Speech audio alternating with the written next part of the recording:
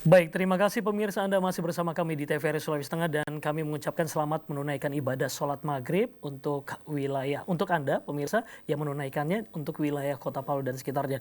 Dan masih bersama saya Arya Tanju dengan program Dialog Publik kali ini yang dipersembahkan oleh Kantor Wilayah Kementerian Agama Provinsi Sulawesi Tengah bekerja sama dengan TVRI Sulawesi Tengah tentunya. Dan untuk malam hari ini, pada kesempatan kali ini tema yang kami angkat adalah bagaimana pelaksanaan ibadah sholat Idul Adha dan juga ibadah kurban di tahun 2020 kali ini. Dan bersama kami di Studio 1 pada malam hari ini telah hadir juga narasumber kami, Profesor Dr. Haji Rusli SAG MSOC SC selaku Guru Besar IAIN Palu. Baik, Pak Prof, tadi kita sudah sampai bagaimana akhirnya perbedaan dari pelaksanaan ibadah kurban dan juga sholat Idul Adha di tahun 2020 di masa pandemi ini. Tentunya secara teknisnya saja yang berbeda, tapi substansinya tetap begitu ya. Kalau melihat dan juga menyaksikan apa yang sudah terjadi dalam pelaksanaan, tepatnya pelaksanaan sholat Idul Fitri beberapa waktu yang lalu, tentunya juga kita sudah masuk di masa pandemi saat itu. Apa yang Prof lihat dan juga Prof nilai dengan melakukan penerapan protokol kesehatan itu sendiri? Seperti apa? Pada saat pelaksanaan sholat Idul Fitri itu ada memang beberapa masjid yang melaksanakan Idul Fitri, ada yang tidak. Karena pada saat itu surat edaran dari Kementerian Agama dan juga dari pemerintah daerah kan masih mengikat. Betul. Memang ada juga beberapa masjid yang melaksanakan secara tertutup dengan jamaah yang memang berada di wilayah tersebut. Terbatas begitu ya? Terbatas sekali. Nah, pada saat ketika, tapi saya pikir sebagian besar memang melaksanakan protokol kesehatan. Baik. Jadi mereka sebelum masuk itu ada satu alat yang mengukur terkait dengan persoalan kesehatan yang disebut dengan apa itu namanya, yang ada istilah meter-meternya itu. Iya. Termogan ya? Ya, seperti itu. Lalu kemudian dia harus mencuci tangan seperti yang ditegaskan oleh protokol kesehatan. Lalu kemudian ada social distancing, bahkan sholat juga menggunakan masker begitu ya? Juga ada jarak. Tapi memang ada sebagian yang tidak mengindahkan itu. Nah, itu pertama persoalan tadi ada satu keyakinan bahwa penyakit ini kan, virus ini adalah Allah yang mencipta. Jadi jangan takut sama virusnya. Jangan takut dengan persoalan-persoalan seperti itu. Ada yang seperti itu. Tetapi bukan persoalan itu. Persoalan yang terpenting adalah kita ini hidup mengikuti aturan-aturan negara, itu satu. Baik.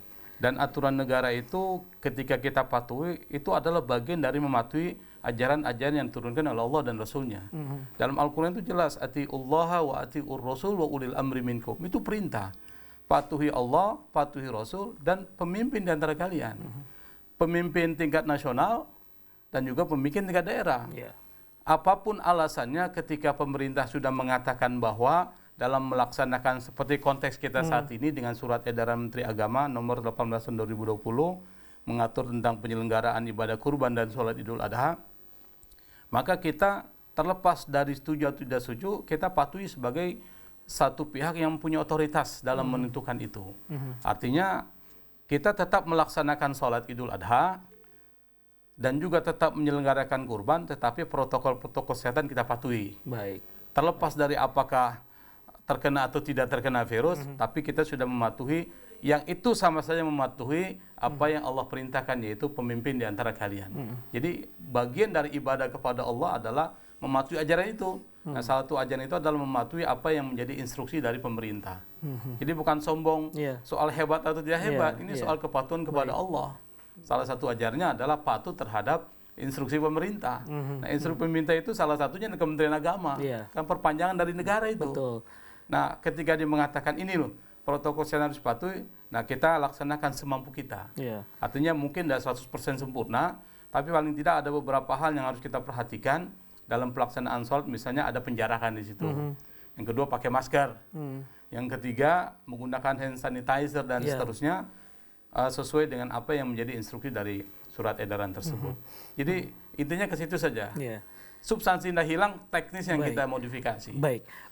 Pemirsa, saya membuka line telepon untuk Anda yang ingin bergabung bersama kami. Di line telepon akan tertera di layar TV Anda 0451452414 Ya, silakan Anda bergabung bersama kami di line telepon 0451 452 414. Ada yang ingin ditanyakan dengan narasumber kami, Prof. Rusli, tentunya membahas tentang bagaimana pelaksanaan sholat Idul Adha dan juga ibadah kurban di tahun 2020 ini di masa pandemi. Baik, kami buka line telepon ini, silakan untuk bergabung bersama kami. Prof, berbicara tentang kurban, Idul Kurban dan juga pelaksanaan sholat Idul Adha tentunya begitu. Syarat-syarat seorang Muslim untuk melaksanakan sholat Idul Adha dan juga ibadah kurban itu sendiri seperti apa, Prof?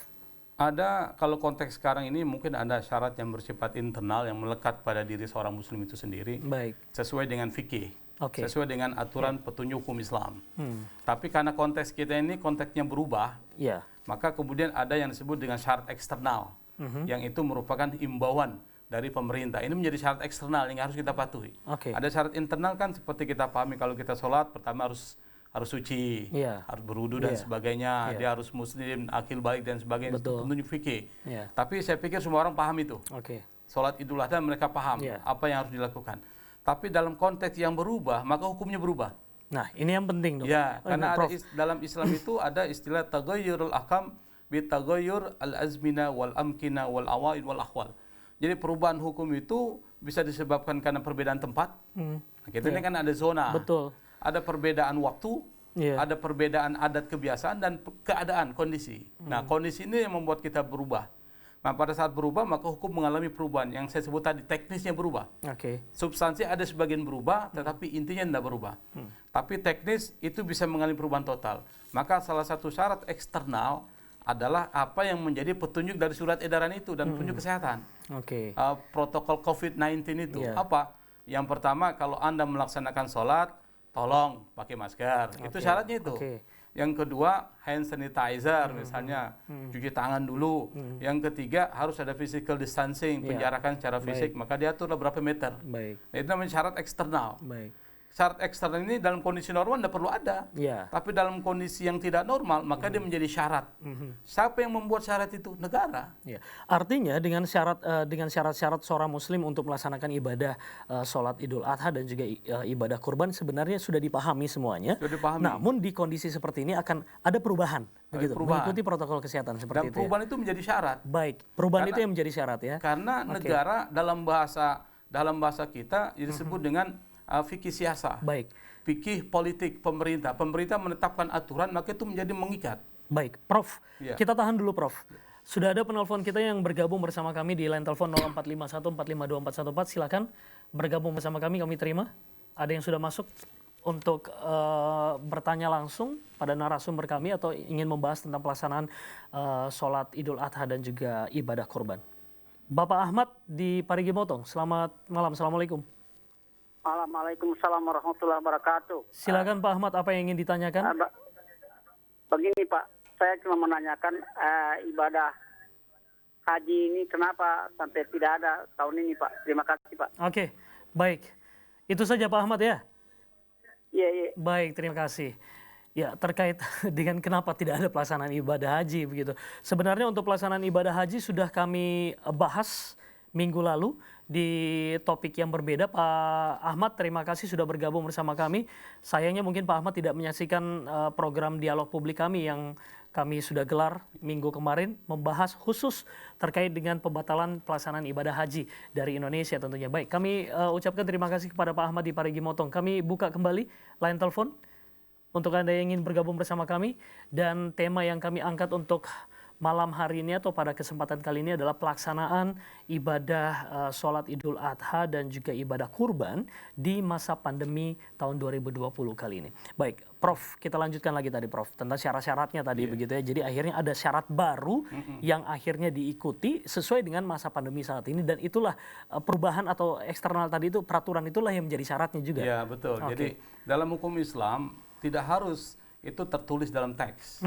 Tetapi apa yang menjadi peraturan pemerintah itu menjadi syarat. Oke. Dalam kaidah fikih itu ada satu kalimat, hukmul hakim ilzam yarfa'ul khilaf. Jadi putusan seorang penguasa, pemerintah dalam hal ini itu mengikat. Maka semua perbedaan pendapat yang terjadi dalam masyarakat harus hilang. Oke. Misalnya saya beri contoh yang paling mudah terkait dengan persoalan penentuan Ramadan atau penentuan Lebaran misalnya 1 Syawal. Orang kan berbeda pendapat itu. Betul. Ada yang hari apa Iya. macam-macam kan Iya. pernah kita dengar itu, Iya. macam-macam berbeda. Bahkan organisasi besar seperti Muhammadiyah NU sering berbeda terkait dengan perubahan itu. Tapi kalau pemerintah sudah mengatakan waktunya adalah A, semuanya harus ikut itu. Iya. Kenapa? Itu putusan negara. Dan dalam Islam diajarkan itu untuk diajarkan, mengikuti. jelas. Ya. Makanya tidak boleh kita berbeda. Oke. Sama ketika negara mengatakan dalam konteks perubahan seperti ini ada syarat baru yang harus dilaksanakan. Karena pertama, ini menjaga hibdun nafs. Dalam semua aturan hukum itu ada tujuan yang ingin dicapai. Semua syariat ada tujuan, ada 5 tujuan. Salah satu adalah menjaga jiwa itu. Nah, menjaga jiwa ini adalah menjaga keselamatan badan, keselamatan tubuh. Itu prinsip dasar yang harus dipatuhi oleh seorang muslim. Maka segala sesuatu yang bisa membahayakan badan kita harus dihindari. Nah, kalau dia sudah terjadi harus diobati, diterapi. Dan harus dikasih jarak kepada orang supaya tidak tertular. Itu adalah bagian dari ajaran Islam. Nah, ini prinsip penting. Maka ketika pemerintah mengatakan konteksnya berubah, maka hukum mengalami perubahan, teknisnya berubah. Oke. Maka ada syarat tambahan tadi. Anda kalau mau sholat di masjid, Anda patuhi protokol itu. Anda bagian dari syarat. Iya. Kalau Anda tidak patuhi, Anda tidak boleh sholat di sini. Boleh, itu boleh karena itu adalah aturan yang harus dipatuhi. Jadi ketika hukum itu mengalami perubahan, maka akan memunculkan syarat-syarat baru itu. Baik. Nah, syarat baru itu harus sesuatu yang ditentukan oleh pemerintah melalui surat-surat edaran dan peraturan-peraturan yang itu mengikat kita karena Allah suruh kita untuk mematuhi perintah itu. Percuma jika ada surat edaran dari Menteri Agama ini sudah turun, namun dari masih beberapa atau masing-masing masjid tidak mematuhi itu, Iya, jadinya ya, akhirnya lari kosong juga begitu Prof. Ya. Betul. Dan masyarakat ataupun juga jemaah dari masjid itu pun juga ketika melaksanakan ibadah sholat Idul Adha pun dan tidak diterapkan atau tidak ditetapkan peraturan itu untuk menerapkan protokol kesehatan ini akan sia-sia jadinya dari surat edaran Menteri Agama itu ya. Baik, Prof. Berbicara tentang tadi sudah adanya protokol kesehatan. Kita tahu bahwa di sholat Idul Adha setelah itu ibadah kurban yang bisa dilaksanakan oleh kaum muslim bagi mereka yang mampu tentunya. Tentunya pada saat pelaksanaan ini biasanya mereka-mereka yang sudah berkorban itu mereka akan datang juga, berkumpul juga untuk menyaksikan bagaimana kambing ataupun juga sapi yang menjadi hewan yang dikorbankan seperti itu.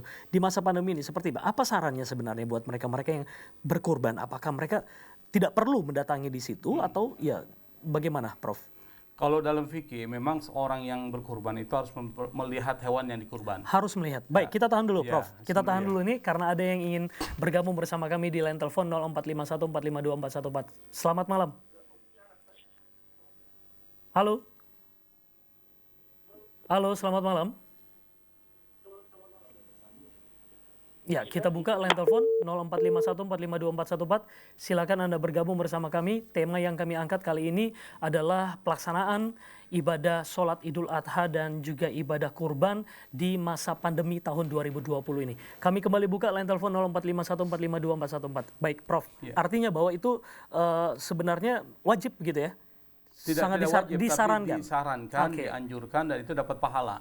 Bahwa ketika orang berkurban, diserahkan kurbannya kepada pihak yang mau menyembelih, katakanlah misalnya masjid yang menyelenggarakan kurban, disunahkan itu dia melihat hewan kurbannya. Melihat hewan kurbannya. Karena itu ada bagian dari pahala. Bahkan dia bisa memakan dari sepertiga dari kurbannya itu. Baik. Kurban. Baik, Prof. Siapa tahu yang telepon kita kali ini juga akan berkurban nantinya. Kita sapa dulu. Assalamualaikum, selamat malam. Terputus lagi.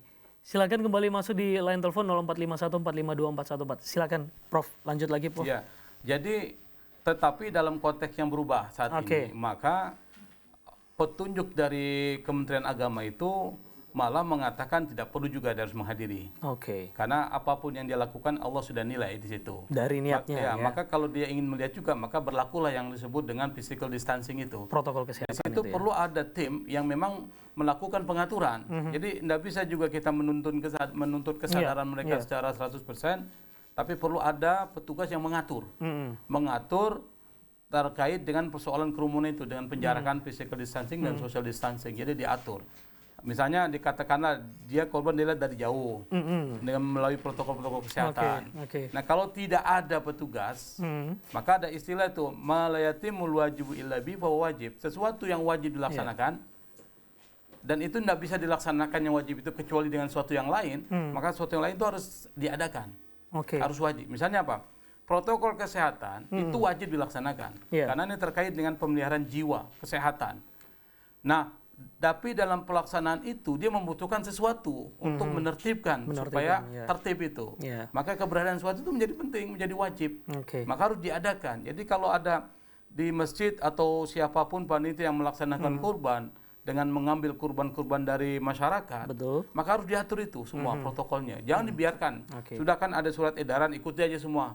Belum tentu juga terlaksana. Masyarakat kita kan kadang-kala ada yang nakal sedikit, ada yang memang tidak paham dan sebagainya, maka perlu ada pengaturan. Nah, pengaturan itu menjadi wajib. Dengan petugas-petugas yang dihadirkan menjadi wajib keberadaannya. Kenapa? Karena menjaga protokol kesehatan itu wajib. Jadi bahasanya begitu. Sama dengan sholat itu wajib, tapi Anda tidak akan bisa melaksanakan sholat kalau Anda ada berwudu, maka berwudu menjadi wajib untuk sampai ke sholat. Baik. Bahasanya seperti itu. Baik. Baik. Kami kembali buka line telepon di 0451452414. Silakan Anda ingin bergabung bersama kami, bersama narasumber kami tentunya dengan tema pelaksanaan ibadah sholat Idul Adha dan juga ibadah kurban di masa pandemi tahun 2020 kali ini. Dan untuk malam hari ini yang kami hadirkan di Studio 1 adalah Guru Besar IAIN Palu bersama Profesor Dr. Haji Rusli SAG MSOC SC. Prof, hewan kurban ini yang diatur dalam Islam, syarat-syaratnya apa saja untuk hewan-hewan yang bisa dijadikan kurban, dan termasuk usianya seperti apa? Usia berapa yang memang bisa untuk dikurbankan? Yang pertama, hewan yang akan kita kurbankan yang terbaik dari hewan yang ada. Oke, ternyata ada yang masuk Oke, nih, iya. Prof. Baik, kita terima dulu penelpon yang sudah masuk. Selamat malam. Halo. Ya, selamat Halo. malam. Dengan Bapak siapa, di mana Pak? Assalamualaikum. Waalaikumsalam warahmatullahi wabarakatuh. Pak Saiful Bahri sini. Bapak siapa Pak? Dari Masjid Jami. Bapak Saiful dari Masjid Jami. Iya. Silakan Pak Saiful. Assalamualaikum Pak Prof. Waalaikumsalam warahmatullahi wabarakatuh. Ini musim apa? Kurban sudah dekat. Termasuk Idul Adha. Saya cuma mau tanya Ustaz, apa hubungannya antara kurban dengan orang haji, orang naik haji? Apa hubungannya antara kurban dengan orang naik haji? Oke, baik. Itu. Ya, Pak Saiful, itu saya Pak cukup Saiful dulu. sudah. Terima kasih. Assalamualaikum. Halo, Pak Saiful. Pak Saiful sudah terputus ya. Baik, terima kasih Pak Saiful di Kampung Baru ternyata ya. Oke, Prof, apa hubungannya ibadah kurban dengan ibadah naik haji? Ibadah kurban dan ibadah haji itu adalah ibadah tersendiri yang memang berbeda. kebetulan berada di bulan Dzulhijjah dan memang Baik. secara historis mempunyai hubungan yang sama. Oke. Katakanlah misalnya kurban ini kan kalau kita lihat secara historis berangkat dari penyembelihan Nabi Ismail oleh Nabi Ibrahim. Iya. Sementara haji, pembangunan Ka'bah itu dilakukan. Meskipun Ka'bah itu sudah ada, tapi kemudian diangkat kembali bangunannya, fondasinya oleh Nabi Ibrahim. Jadi Nabi Ibrahim itu adalah tokoh di balik dua peradaban besar, peradaban haji dan peradaban kurban. Kalau tanya hubungannya apa? Hubungannya sama-sama ibadah, sama-sama ritual yang pernah dipraktikkan oleh Nabi Ibrahim. Yang sebelumnya juga sudah ada. Sebagai contoh misalnya, pada saat ketika Nabi Adam punya dua anak, Habil dan Qabil, yang masing-masing itu ada kembaran perempuan. Misalnya Qabil lahir bersama saudara perempuannya, Habil lahir bersama saudara perempuannya. Nabi Adam ini ingin menikahkan, maka nikah silang kan, karena tidak ada manusia saat itu, maka nikahnya antar keluarga, maka itu dibolehkan pada saat itu, karena dalam keadaan memang tidak ada orang lain. Nah, tetapi ada pihak yang tidak menyetujui, mereka mengatakan karena saya lahir berbarengan dengan si A, saya akan menikah dengan si A. Nah, itu ada perdebatan. Maka kemudian salah satu solusinya adalah harus berkurban. Oke. Nah, dengan cerita kan begitu. Maka si Habil misalnya berkurban dengan kambing yang paling bagus yang dia miliki. Sementara Qabil berkurban dengan sayuran yang paling jelek yang dia miliki. Ternyata yang diterima adalah kurbannya si Habil. Nah, kurbannya Habil itu lalu kemudian dalam sejarah itu ternyata diambil oleh satu kilat yang ditempatkan di dalam surga, yang kemudian diturunkan pada saat ketika Nabi Ibrahim menyembelih anaknya lalu digantikan dengan ternak yang paling bagus, domba yang paling indah dan luar biasa indah dan bagusnya itu. Jadi maka di situ orang mengatakan bahwa kurban itu yang terbaik berdasarkan sejarah itu, yang paling bagus, yang paling indah yang kita miliki itu kita korbankan. Kalau yang jelek tentu kita tidak akan merasa kehilangan. Tapi kalau kita punya peliharaan yang bagus kita korbankan, itu kan berat hati. Nah bahasanya itu dituntut ketaatan Anda. Anda mau nggak mengorbankan sesuatu yang Anda inginkan, yang sesuatu yang Anda banggakan, dimiliki, yang Anda banggakan lalu dikorbankan. Di situ menuntut satu pengorbanan itu. Berat ketaatan sekali. kita pada Allah Subhanahu wa taala. Ketaatan kita pada Allah. Nah, haji itu ritualnya beda. Tapi pada saat ketika ibadah Idul Adha yang ada di bulan haji itu, maka disitulah kemudian ada syariat namanya syariat kurban. Jadi hubungannya itu adalah masing-masing saling memperkuat. Saling memperkuat dan filosofinya berbeda. Meskipun sama-sama ritual yang dilaksanakan di bulan Dzulhijjah, tapi ada pesan-pesan yang ingin disampaikan, pesan takwa. Jadi pesannya sama. Haji itu pesan takwa. Maka di sana takwa itu ukurannya adalah kesetaraan. Tidak ada perbedaan antara orang yang punya jabatan tinggi dan tidak. Pada saat haji sama semua itu. Nah, sama dengan pelaksanaan kurban itu diukur ketaatannya. Apakah Anda ini mau nggak mengorbankan sesuatu yang Anda miliki?